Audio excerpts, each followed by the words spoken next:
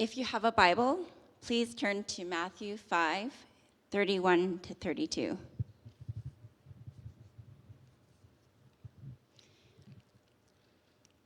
It has been said, anyone who divorces his wife must give her a certificate of divorce.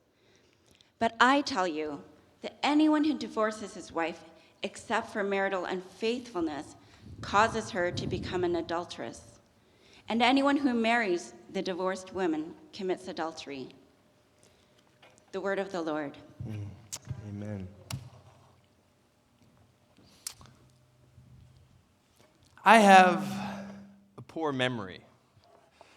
Most of my childhood is a bit cloudy to me. I talk to my wife, Amy, all the time about her childhood, and she remembers every day of it. But for me, most of it I can't recall. I remember a few moments, but most of it's a bit of a blur to me. However, there is one moment, one memory, 11-year-old Jordan will never forget. I remember this moment like it was yesterday. It was a beautiful summer evening. You know, the sun is just setting. I can smell the grass. You know those type of evenings we dream about in the dead of winter? Yeah, it was one of those evenings. I was sitting out on our property underneath a big oak tree, and this was a beautiful setting around me, but I didn't notice any of it. Because my eyes were full of tears, my gut was just quenched, and my heart was broken, and I just was so disoriented and so confused and so sad in that moment. Because as I sat there, my father was behind me in the driveway loading up his old Chevrolet with all the stuff he owned. He was moving out, had a new place. See, my parents made the inevitable decision to get separated after living as roommates for many years and really having separate lives. They finally decided to separate and move apart and eventually divorce. As an adult, looking back on that, it makes lots of sense now. Like, they were never really acted married for most of my life that I can remember. But as an 11-year-old kid, this was a huge surprise to me. It was shocking. It was so disruptive. Because I was just about to enter my teen years, which are already confusing as they are, right? And as I was entering these teen years, now I had this confusion of not sure where home was or what home looked like. On top of all this, I had now to go to my dad's for the weekend, who lived out in the country and didn't own a television and didn't know how to cook. So I had to go with my sister, and my two older brothers would stay at home in our house because they were older. And so from that moment onward, our family never acted like a family again, and we were always in different places. And so this created a lot of confusion, a lot of challenges in my teen years. I didn't know where home was. I didn't know where a safe place was. See, divorce, it's a part of life. All of us in this room, one way or another, have different interactions or different experiences around divorce. Maybe you, like myself, your parents, for different reasons, decided to go different directions. Or maybe yourself, your marriage, when you said I do that day, and you've had this future and vision, you never imagined divorce, but for one reason or another, in different circumstances, the marriage didn't survive and the bond was broken and you went your separate ways. All of us have experiences around divorce. We all have close friends or family or different people in our life. We all know people that this is a reality of life. It happens. This is a common part of life. We all know the stat that's been said many times that half the marriages don't end the way that they hope to on their wedding day to start out. It's a common part of life, and it's that common part of life in which Jesus here addresses. See, divorce was just as common in the ancient world as it is today, and perhaps some scholars believe it was even more common in the ancient world than it is today. And Jesus has a way of getting into these uncomfortable, challenging, sticky parts of life. And his sermon here, he addresses it. He doesn't leave it up for debate. He doesn't just leave it as one of those things we don't talk about because it's taboo, but he gets right into it and addresses the subject of divorce. Because for Jesus, he wants individuals to experience healing on this. For Jesus, he knows that the greatest healing is often found in our greatest pain. And so he addresses the subject. He dives right into it. And he has some conversation around the idea of marriage and divorce. But before we jump more into his words and unpacking those, I just want to take a moment and acknowledge that this subject, depending on your context, can bring up all kinds of different emotions. And this subject for many is full of pain and anguish. And so I just want you to hear from me as your pastor that I love you and that I care about you and I care about your past and your present and your future. And I do believe that Jesus' words are actually really helpful for us here. And if we believe that Jesus is who he says he is, and if we believe that the words of Jesus and the way that Jesus instructed us to live, and that in Jesus there's a life that's abundant, that's like no other life, that he set a path for us to live and thrive and flourish as human beings, then we better understand and discover what he's saying around this subject. We better wrestle with the implications of what he says around marriage and divorce to help us understand how to truly live in that life that he proposes and sets aside for us. So as Amy said, we're picking back up in our teaching series, Sermon on the Mount.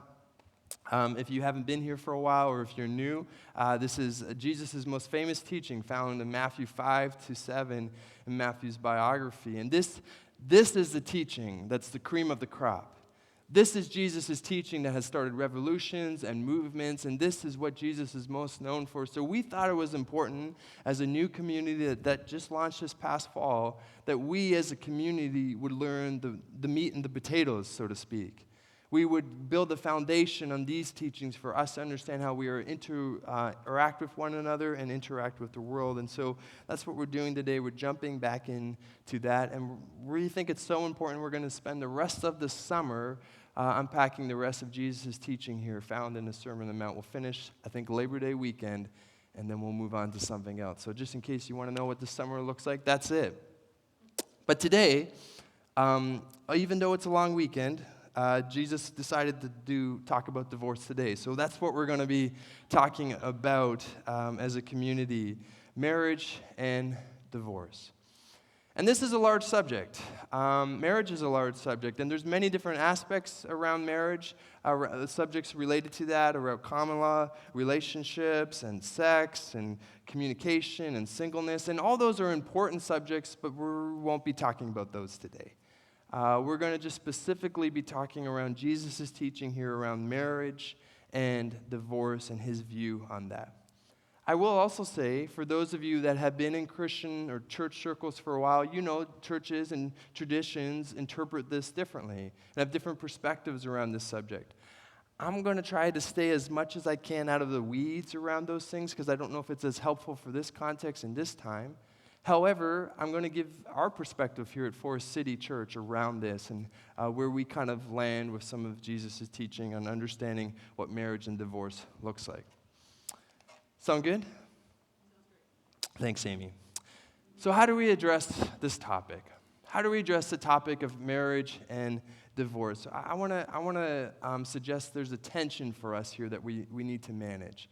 If you've been part of our last series around purpose, we talked about tensions a lot, and I think this is another subject where there's a tension for us to manage.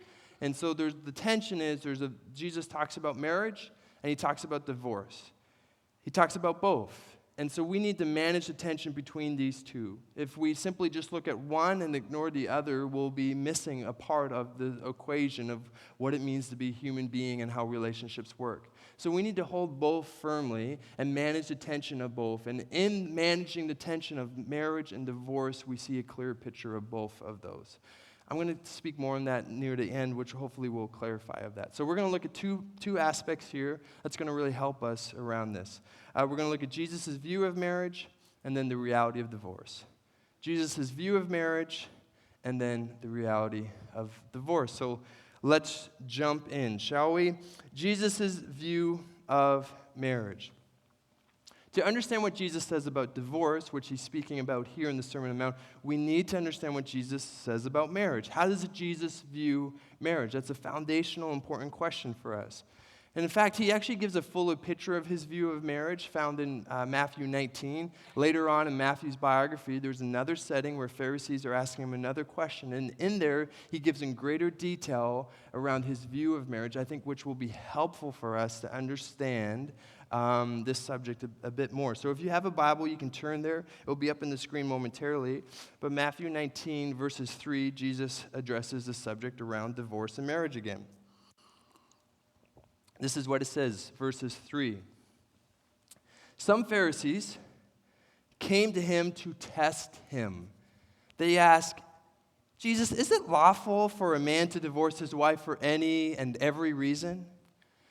Now let's pause for a moment. Some context will be helpful for us to understand. At this time when Jesus was teaching, the divorce was a hotly debated subject, especially within Judaism in the ancient world. And it was debated around this verse in which they're quoting here in Deuteronomy 24, verses 3 or 4. Around that area, Moses gives this kind of command. He says, you can give a certificate of divorce to your wife if she does something that's indecent about her. If you find something indecent about her, you can give her a certificate of divorce.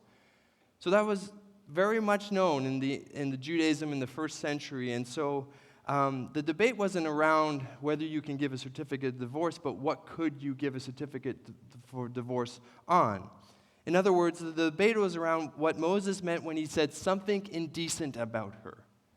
What was Moses meaning when he said you can give a certificate of divorce if you find something indecent about her? In other words, the question is, what is permissible for divorce? And see, at this time, there was really two schools of thought that Jesus entered into here. There's two schools of thought based on two prominent rabbis. The first school of thought was from a rabbi named Rabbi Shammai, and he translated this to mean a certain shameful matter. In other words, he translated this to mean adultery. That if adultery was part of the relationship, then the husband would have there was allowance for him to pursue divorce. But there was another school of thought at the same time from another rabbi, and this rabbi's name was Hillel. And Hillel was a lot more liberal in how he translated this verse, and he translated to mean any shameful affair. And we actually have writings of Hillel today from that time period, and we know that Hillel meant, what does any shameful matter? He meant things such as, if you're the wife that you marry, if over years her beauty fades, in other words, she doesn't look the same that she did when you first married her, well then you have rights to divorce her. You have a good clause, you've got good reason to divorce her. And we think that's absurd, but Hillel went even something as simple as saying, if your wife burnt your supper, then you could seek divorce. You have good grounds for divorce if she just overcooked that rice a little bit too much. So my question for you is, which school of thought do you think ruled the day with the men at that time? Right? And which, by the way, only the husbands could divorce their wives. Women had no rights at this point. No matter how abusive or brutal that marriage was, women had no rights into seeking divorce or seeking protection. Only men could do this. So divorce became rampant in the ancient world, especially within Judaism. And many men were just seeking divorce for the simplest of reasons, and they treated marriage as this transactional thing. So that's the reality in which they're asking this question. So in other words, they want Jesus to answer this debate. Hey, we know there's two different schools of thought, Jesus. Can you divorce your wife for every and any reason? Or what do you say about it? But listen to how Jesus responds. Haven't you read, he replied, that at the beginning the Creator made them male and female and said, for this reason, a man will leave his father and mother and be united to his wife, and the two will become one flesh. So they are no longer two, but one flesh. Therefore, what God has joined together, let no one separate. See, here Jesus doesn't get into the weeds of them around the debate of the time, but he actually goes back to the very origin story of marriage. And what was marriage created for in the first place, found in Genesis 2? In other words, Jesus goes back to what was God's intention for marriage. Why did God create marriage in the first place? And that was that two would become one, that the man would leave his home and become united with his wife.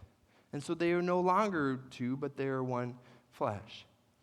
But then the Pharisees ask a legitimate question in response, right? They say, okay, fine. Why then, they asked, did Moses command that a man give his wife a certificate of divorce and send her on her way? Yeah, okay, Jesus, we know that's how God intended marriage to be, but then why did Moses give us this allowance to seek divorce for these different things? It's a good question, in which Jesus replied, Moses permitted you to divorce your wives because your hearts were hard. But it was not this way from the beginning. In other words, it was never God's intention. I tell you that anyone who divorces his wife except for sexual immorality and marries another woman commits adultery. The same clause he has here, the Sermon on the Mount. See, but here Jesus acknowledges the reality of the human depravity. Jesus says the line, because their hearts were hard.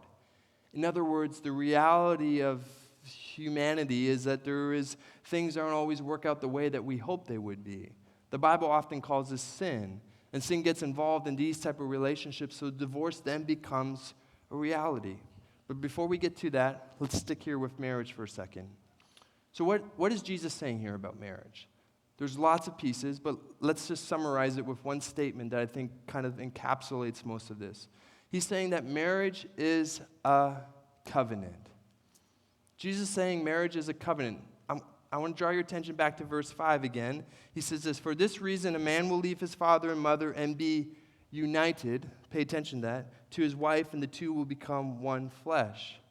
That word united in the original language is kaleo. Can you say that? I know, it sounds kind of a bit Hawaiian, but it's ancient Greek. So anyways, but kaleo, in some of your Bibles, is translated to join together. In the old King James Version, it was cleaved. But it literally means in the ancient world to be glued together. That's why they say the two become one. They become one entity.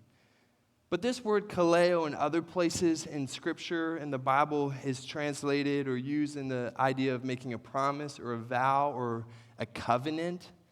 And if you've read the Bible just even a little bit, you probably are familiar with covenants. They happen especially throughout the Old Testament, they happen all over the place. And covenants are happening between different people's groups and different individuals. And covenants also happen between God and different people groups. And so what Jesus is saying here, in his view of marriage, is that the type of relationship that a marriage should be is a covenant-type relationship. But that means not very much for most of us because the word covenant is not one we use very often in our vocabulary today. We're a lot more familiar with another word that's similar but different, a contract. We're very similar with contract. If you have a new phone, you sign some contract to get that phone. Many of us sign different contracts for all kinds of different things today, but there is a difference. There is a difference between a covenant and a contract. I'm going to lean on Timothy Keller's words here from The Meaning of Marriage, where he explains this a bit, and I think it's helpful for our conversation, understanding what Jesus meant by calling a relationship a covenant. Firstly, this is what he says, a contract, the individual takes precedence over the relationship. In a contract, the individual takes precedence over the relationship. Therefore, in a contract, it's all about protecting yourself, which is what you do when you sign a lease, right? To rent a condo or apartment, you're signing a lease to protect yourself, and also hopefully the landlord or whoever's seeing that is signing it as well to protect themselves, right? So a contract, we enter into a contract thinking about ourselves and how is this going to protect us, right? And so contract in nature is consumeristic. It's like, how can I ensure that I won't be in a place that I am in trouble down the road? And contracts are very much part of our society today because our society has become extremely consumer-focused. That most of our relationships now are consumer-focused. We think about, what do I get out of this? How do I protect myself in this? How does this benefit me? That's how we view most relationships, and the same is true about marriage. I think there's many ways to show that marriage has been seen more and more as a contract or a contractual consumeristic kind of relationship than not a covenant. But probably one of the most evident ways is in the rapid increase of prenups. If you don't know what a prenup is you look at your assets and you evaluate your different assets and you create a contract to sign that that lovely gal or that lovely guy you're going to be married, and you signed this to negotiate how your assets will be divided if the relationship doesn't work. Just over a decade ago, only 3% of marriages signed a prenup. Today, a decade later, 15%, which doesn't sound like a lot, but when you look at couples that are getting married between 18 and 34, 40% of them are signing prenups. In other words, 40% of individuals are looking at this marriage as in, this will do for now, but let's sign a contract to make sure that I am protected because it's about me and making sure that the things I most value, my assets, are secured in case this doesn't work out, right? It's contractual in nature. So a contract, the individual takes precedence over the relationship, but a covenant, well, in a covenant, the relationship takes precedence over the individual. In other words, a covenant relationship is I give up my rights to serve the other. And that I just don't look at this relationship, but does this just meet my needs? But at all costs, I consider of how can I maintain this bond? How can I secure that the relationship stays intact? In other words, the relationship, therefore, is then more important than any one particular individual. Now, even as I say that, in our 21st century Vancouver mindset, we are just squirming in our seats. We have been fed from a very early stage of life a very individualistic centered way of looking at the world. And so the idea of the relationship takes priority over the individual, that just feels squirming. We just want to squirm. That just goes against everything that we've been taught in our lives. And of course, that kind of relationship can be abused and has been abused in relationships. And we're going to talk about that in a moment in divorce, and so I just want to acknowledge that. But I also just want to say, this is how Jesus described the marriage relationship. It's not a contractual relationship, but a covenant one. In other words, that marriage is to be a permanent, exclusive relationship. What are the implications if we truly lived or viewed marriage as a covenant-type relationship rather than a contract one? Well, I think firstly, marriage is not about making a commitment to a current reality. If we see marriage as a covenant, it's not just making a commitment to a current reality, but it's making a commitment to a future, uncertain, unknown one. Yesterday, I had the beautiful opportunity to officiate a wedding down at the pier in New Westminster. And everybody was there, the friends and the family, everybody dressed up. They looked really great. We had the flowers. We're all there. And beautiful things were said. But when we got to the vows, you know what we said? We just didn't say, I'll be with you forever as long as I love you. This moment, you've always been my number one, and as long as we continue to be number ones, we'll just carry on. No, we said these things, for better or for worse, in sickness and in health, for richer and poorer. This is covenant-type language. This is not circumstantial. This is not contractual. It's not, if you do these things, then I will do these things. And this is my expectations. As long as you fulfill my expectations, then I will fulfill these expectations. And so often we look at marriage about this reality, that we see it as a simply contractual thing. How can it serve me? Dietrich Bonhoeffer, he lived in prison during Nazi rule in Germany because he saw what Hitler was doing as extreme violation against his Christian principles. Although most of the church at this point was going ahead with Nazi Germany, he stood up against it and landed him in prison. But his good friends were still getting married, and he wanted to be there, but obviously he couldn't, so he sent this letter to them for their wedding, and this letter has now become famous. But in it, there's this one line that's been well known that I think really summarizes this idea. This is what he says. It is not your love. It is not your love that sustains the marriage, but from now on, the marriage that sustains your love. See, if we just see marriage as a contract relationship, as soon as that marriage becomes not enjoyable anymore, or that your partner doesn't meet your needs, or they've changed, or you've changed, or the sex isn't as good, or you expect him to make more money than he does, you're going to cut them loose. You're going to move on. because you take precedent over the relationship.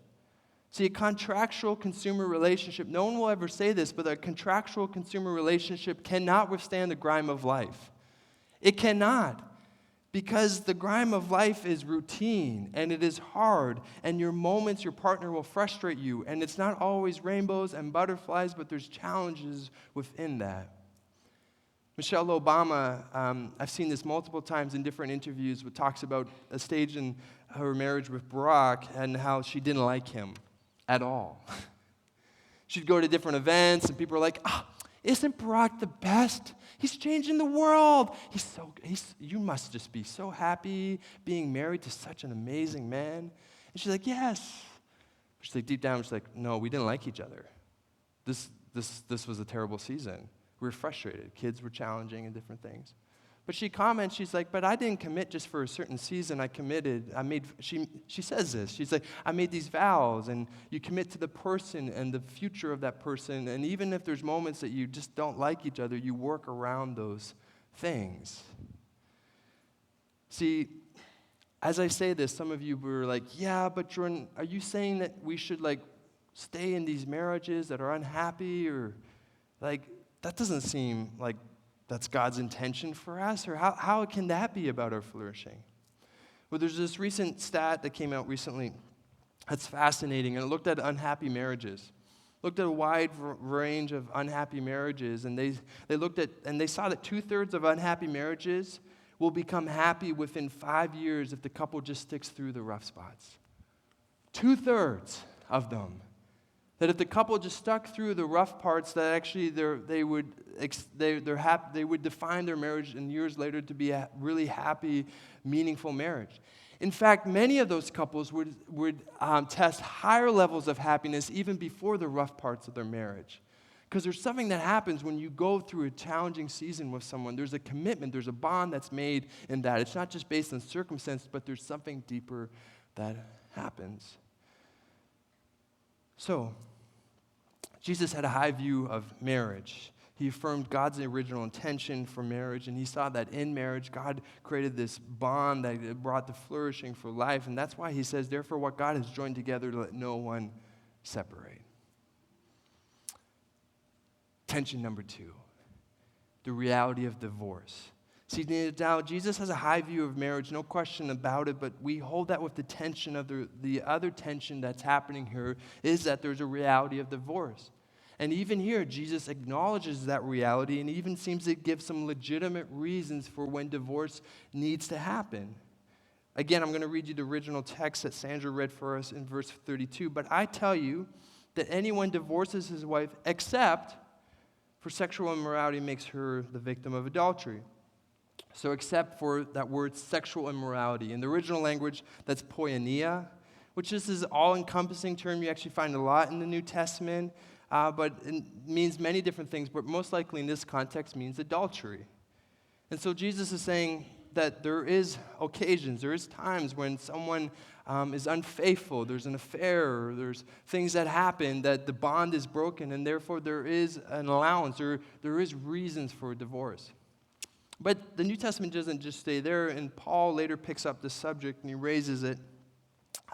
Some other exception, and we find in 1 Corinthians 7, you can read it later. But Paul talks about an unbelieving husband deserting his wife. And he draws this scenario around abandonment, and he says, then there's good reason for the wife or the husband to leave her partner in abandonment. And some scholars even look at this passage and saying that what Paul is saying is when the spouse is acting like an unbeliever or he's unrepentant and he is acting in such a way where perhaps causing abuse, physical and emotional and sexual, that then there is good legitimate grounds for divorce.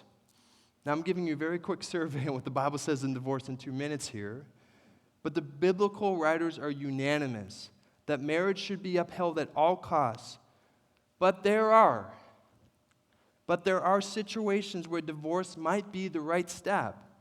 And to ignore that reality that sometimes the divorce is not just an option, but actually is appropriate, is to ignore the reality of Scripture. Dallas Willard summarizes this best. He says it this way: divorce also powerfully disrupts one of the major natural cycles of human existence. And the individuals involved can never be the same. Tension number one, right? He says individuals that experience divorce, it's a breaking of that bond, and it breaks the natural human cycle. And individuals that experience divorce, they'll never be the same. Yet, but of course, a brutal marriage is not a good thing either. And we must resist any attempt to classify divorce as a special, irredeemable form of wickedness. It is not. It is sometimes the right thing to do, everything considered. Jesus has a high view of marriage, but he also spoke about the reality of divorce because of the human depravity and the reality of sin in these different relationships. I was talking to my mentor recently. He's a spiritual father to me, and he, when he was a bit younger than me, his first wife, she had an affair. Completely shattered his world and how he saw what his future would be like. But he was a follower of Jesus, and he made vows, and he was going to commit to those vows, so forgiveness was given, reconciliation happened, and he worked really hard, so much so that he sought counseling, so much so that he moved his life and went to a different city for a fresh start. But it wasn't too long later, a few years later, that another affair happened, and this affair was longer and more public and more widespread, and the damage was deeper, so much so that it was irreversible for them to carry on. So they separated, and then ultimately got a divorce. He describes this scene as one of the most heart-wrenching, challenging, confusing time of his life. He was also pastoring at this, and which made it even more confusing and perplexed. He was telling me that when God says in Malachi that God hates divorce, he says God doesn't hate those that get divorced. God hates divorce. Because divorce disrupts, divorce causes so much pain, divorce is such a terrible thing. And he's like, I hate divorce. And he said every couple or every individual that I sat down and I've talked to, they hate it as well because of the pain that it creates. But years later, he met someone, and through good counsel and all those things, they remarried and had kids, and they have a beautiful family and still pastoring today. And his whole point to me was like, Jordan, there is an ideal which God sets for us that we need to live, but God is also a redemptive God. That there has to be a path forward for people. That we can't just simply say that's too bad and move on from there, but we always need to have a path forward for people. And he even says, listen, if there was some way to make that first marriage work, I still think that would be God's best for us. And I don't say, well, that's clearly God didn't want me to be in that, and this was the best thing. He's like, no, that's probably was God's ideal if there was a way to make that work, but there was just no way. What do we do with those scenarios? What do we do with that reality of these experiences that people have? So don't hear what I'm not saying. Don't hear what I'm not saying. Divorce should not just be easy. Divorce should just not be our first, second, third, or fourth option. We shouldn't just simply divorce because we've just faded or things feel hard or we're just not as loved as we used to. But Jesus' intention here was not to get into the endless debate of sophisticated lists of exceptions, but rather reconciliation building your marriage. Jesus' intention in all the Sermon on the Mount is bringing reconciliation to happen in people's lives. Robert Woodworth, the theologian, says it this way: the question ought not to be what is allowed, but rather and always what is asked of us. To summarize, the reality of divorce, a few things.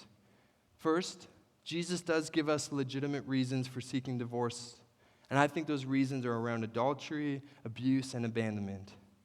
However, even if those things take place, doesn't mean that divorce has to happen. I know many couples today who are happily married, who have families where infidelity happened earlier on in their marriage. And they were able to reconcile that, and forgiveness was happening, and counseling, and they were able to move forward. So just because these things take place doesn't mean that divorce has to happen, but rather there can be reconciliation, but that's not always an option. Secondly, I also think that Jesus does give a path forward for those who have experienced divorce in their life. Do I believe this to be the unpardonable sin? No. And depending on the context, remarriage potentially is a possibility. But thirdly, what is clear is that divorce cannot just simply happen easily. It should just not simply be our first option. It should, and certainly not be something done in isolation. That if the marriage is in a state, that there should be others, trusted individuals, people around you, and good counselors, and maybe elders or pastors to get involved in the conversation. There is a reality that we need to wrestle with this tension in these things. I was talking to someone else recently, just the past week or two.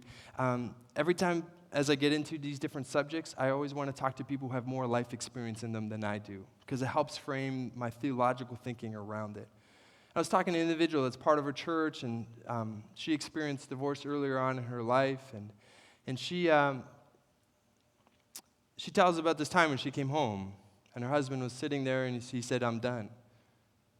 Completely flabbergasted. She's like, "What do you mean I'm done?" She's like, "I'm no longer wanting to be in this marriage." And so she tried to get counseling happen. She tried to find out why, but he wouldn't want anything about it. He also said later that he met someone else that was his soulmate and that they were never supposed to get married. And through this whole thing, she got estranged to her children, and she was just left out, and just the whole thing was really challenging. She describes it as the challenging, hardest time of her life. And so I asked the natural question, well, how did you cope through this? Well, she said, her answer was actually surprising to me. She said, well, the church was the biggest support for me in this season.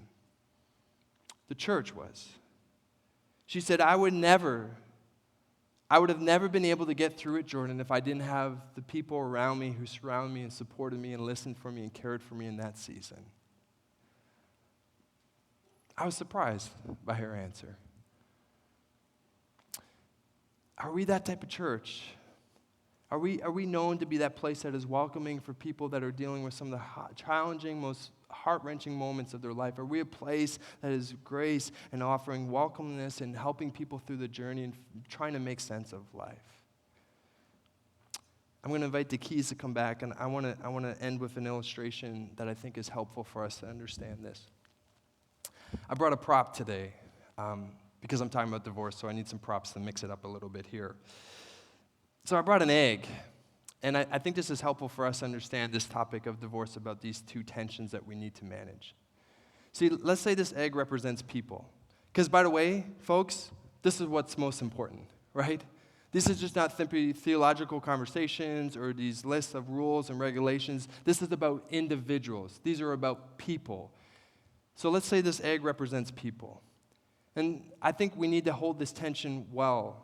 And so if the first reality is the tension is of marriage, if we loosen the idea of marriage and we see it more contractual and less of a covenant, and we move away Jesus' ideal as probably not realistic, or that it just doesn't work with our individualistic society, and if we as a church become known as people that don't keep our commitments, and divorce just becomes as rampant in here as in the rest of society, then over time we will just loosen our grip on this egg, and people will be lost in it.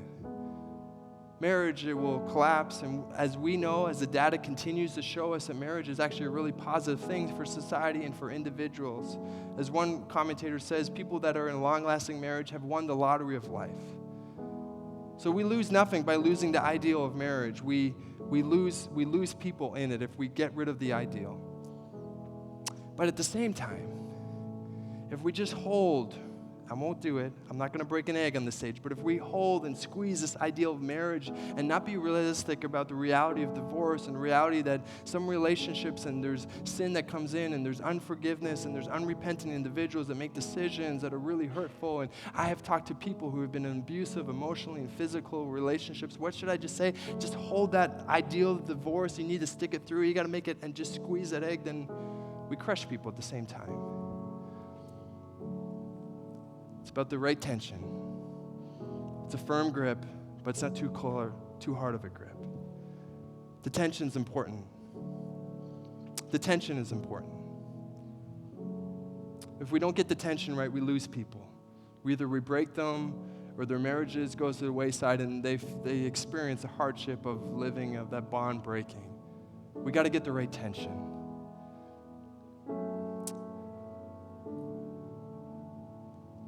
I've been married almost 11 years now, and I'm closing with this. I don't know where I'm at timer, but I'm finishing up here. I've been married 11 years now, and there's been moments